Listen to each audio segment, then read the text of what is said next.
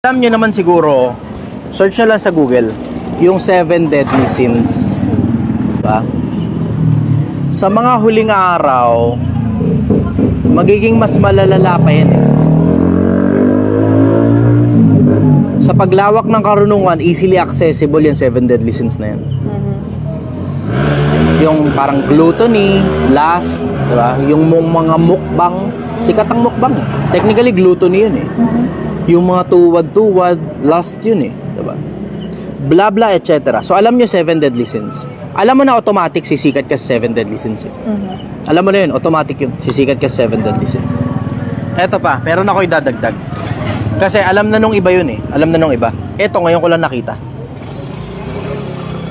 Ngayon ko lang napansin. Ikalawang Timoteo 3:1. Eto magiging ugali ng mga tao sa mga huling araw. Audience, Pilipinas, ingatan nyo sarili ninyo. Sobrang toxic nitong maririnig ninyo. I strongly suggest, ingatan mo ang sarili mo. Kasi kung gagamitin mo to para sumikat ka, baka maging totoo sa'yo yung nakasulat sa Biblia. Ingatan nyo pamilya nyo dito. Ingatan ninyo ang sarili ninyo, ingatan ninyo ang pamilya ninyo. Mapapakinabangan mo to. Para magkunyari na ganito ka. Para lang magkaroon ka ng content traction sa social media. Pero nakakadumi ng kaluluwa to pag naging totoo. Ingatan mo ang sarili mo.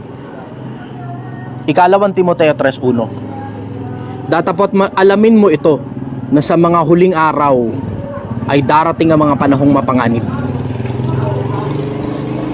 Sapagkat ang mga tao ay magiging maibigin sa kanilang sarili. Pag masyado mong mahal na mahal yung sarili mo, binibilhan mo ng kung ano-ano at lahat ng trip mo ginagawa mo, sisikat ka.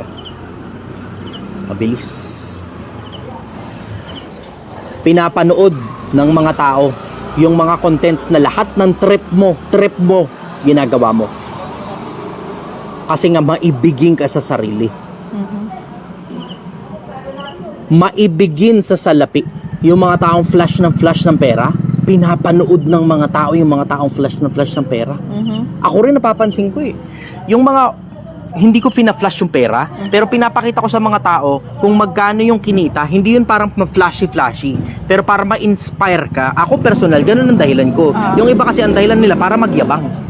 Na itinatago nila yun under the cloak na gusto daw nilang mang-inspire. Pero totoo, nilayabangan nila mga tao. Tapos, people come flocking to those individuals na